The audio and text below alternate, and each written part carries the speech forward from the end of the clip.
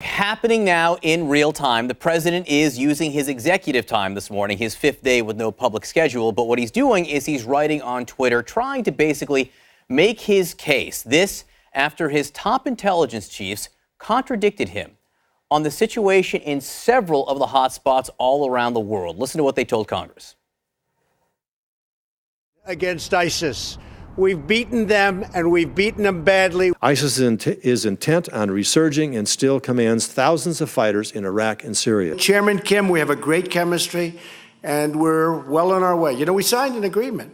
It said we will begin the immediate denuclearization. North Korea will seek to retain its WMD capabilities and is unlikely to completely give up its nuclear weapons and production capabilities. I have President Putin. He just said it's not Russia. I will say this. I don't see any reason why it would be. Not only have the Russians continued to do it in 2018, but we've seen indication that they're continuing to adapt their model. All right, joining us now, we have Phil Mudd, former CIA counterterrorism analyst, Samantha Vinograd, former senior aide to the National Security Advisor in the Obama White House, and Joe Lockhart, former Clinton White House press secretary. Great to have all of you. Sam, you're the expert. I want to start with you in terms of, as we know, President Trump decides foreign policy by feeling. He feels he has a good chemistry with Kim Jong-un, therefore Kim Jong-un must be telling the truth. He admires Vladimir Putin, therefore Vladimir Putin must be telling the truth. Peel back the curtain for us. Tell us what goes on in the White House before the national security advisors like that, and the intel chiefs, I should say, come out and deliver an assessment like they did. Well, I've actually been there when this briefing was presented to the president. There were no surprises from the president's perspective in what the intelligence community chiefs made very public yesterday. Typically, this worldwide threat assessment, which is the coordinated analysis of the 16 members of the intelligence community. This isn't just the director of national intelligence, the CIA director. It is coordinated assessments about what they all believe to be true. This assessment is typically delivered to the president. It's often briefed to him verbally so that he can really plan what his priorities should be for the coming year.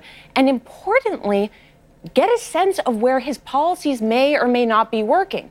That way he can choose where to devote resources and where to change course. North Korea is a perfect example. A responsible president, after getting a briefing like this, would say, my policy on North Korea needs to change. They're not going to denuclearize. What should my goals be realistically on North Korea?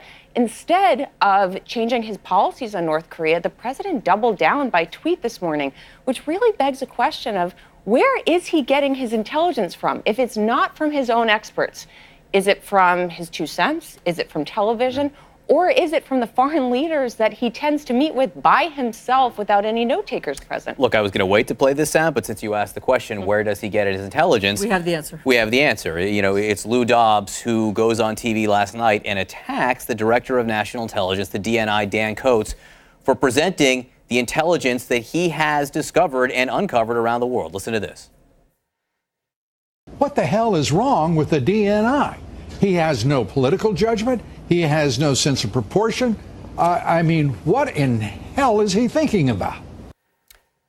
Phil Mudd, your take on Mr. Dobbs there? Mr. Dobbs, what the hell are you talking about? Let's be clear here. 17 years ago, I was there. The agency, the CIA, said, look, the President of the United States wants us to help the American people understand how bad Saddam Hussein is. I remember the path we took. I understand the reasons we took it. Let's help support the president. 17 years later, I think people of my generation, and for example, Gina Haspel, the CIA director, is from my generation, are looking, saying, look, the president has the right to say we want a new path on places like Russia, Iran, North Korea. But we got to get out and tell the American people, here's what the facts are. If the president or Lou Dobbs wants to say the tooth fairy exists, the intel guys aren't going to say, look, let me explain where the tooth fairy lives. They got to offer the facts, and they did. What's the problem here? You want to relive Iraq again? We're not going to do it. I mean, so Joe, as Sam just said, the president's been briefed by the intel chiefs, okay? Right. So he knows all the, whatever it is, the intel that they've seen, the facts on the ground, the surveillance photos, whatever it is they have. And he is sticking with his gut feeling that Kim Jong-un and Vladimir Putin must be good guys somehow, and they're telling him the truth. I mean, it's really either woefully naive or, I guess, arrogant that you're just going to stick with your gut feeling. Yeah, well, it's problematic in one sense, to ignore your intelligence chiefs. It's really problematic to make Lou Dobbs the head of your CIA and intelligence operations. The guy has been screaming at the TV for 30 years. Didn't make sense 30 years ago. Doesn't make sense now. It also is problematic but for Trump, I think it's more than about feel. It's about politics. He's trying to create a brand. Remember, it shouldn't be surprising. He stood at the convention and said, only I can solve these problems. Only I. So all of the apparatus of government is useless to him. He's got the idea. The problem is reality is meeting this image that Trump has tried to create. And it's just a very dangerous situation. And yesterday was remarkable. We have gotten numb to the daily drip of what happens in Washington. To have all of these 16 intelligence agencies to get up there and say, the president is lying to you. They didn't use those words, but they were saying the president lies to you every day. That is remarkable. They didn't say that. I mean, they really didn't say that. But what Dan Coats did say is that he's not going to have his facts and the intelligence swayed by politics. He did go out of his way to say that, and you can interpret that as you will. Sam, there was another development last night. The Financial Times has a report on what now appears to be a pattern. This has to do with Buenos Aires. The president was in Buenos Aires. Vladimir Putin was there. There was a formal bilateral meeting that was canceled because of Russian activities against Ukraine. But the Financial Times reports that Donald Trump sat down with Vladimir Putin for several minutes of conversation at the end of the evening at the G20 summit in Buenos Aires with no translator or note taker from the U.S. side to record the dialogue between the leaders. That's according to people who had direct knowledge. There was a Russian translator there, and apparently the FT is learning from Russian sources that some of the things were discussed were Syria, policy in Ukraine, a number of foreign policy issues. Well, I just answered my previous question, which is where does the president get intelligence and foreign policy advice from? Ostensibly from Vladimir Putin, who he's treating as his shadow national security advisor in this case. He's spending more time alone with him, talking about sensitive issues and getting insights from him and giving information to the Russian government that his team may not have than he may be spending with John Bolton or the intelligence chiefs. And what this tells us is that the president really does not engage in the most basic counterintelligence hygiene. This G20 meeting came well after the Helsinki summit when there was so much criticism about the president handing Vladimir Putin just manipulation points in terms of what the Russians knew and what the United States didn't know. He chose to make that same mistake again.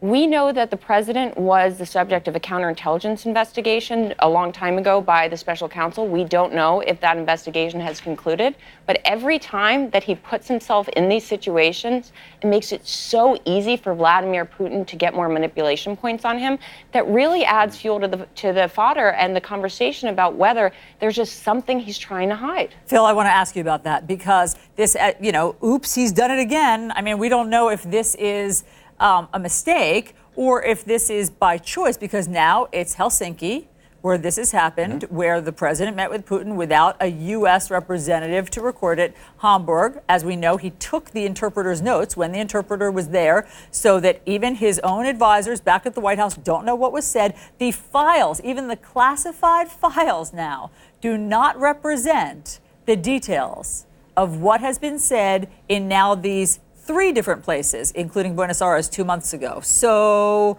what are the manipulations? I mean, if only Putin and his interpreter know, what position does that put President Trump in? Well, I think there's a couple of questions you'd have to ask of him. The first is, if he made a decision with Putin, who executes that decision? The president makes a decision. The Secretary of Defense, the Secretary of State, they execute.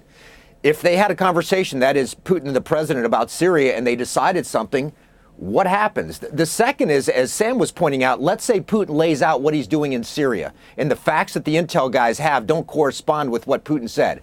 Who's going to tell the president, Mr. President, Putin just sold you a bill of goods. It's fake. What they're doing in Syria is different than what he said. Who gives the president the truth? There is one final question, Allison, that really disturbs me about this. I suspect that the president offered perspectives on what he was going to do in Syria to Putin, who's an adversary, before the president told allies like the Turks. That is, he told an enemy what we're doing in Syria before he told a friend. Not good business right there.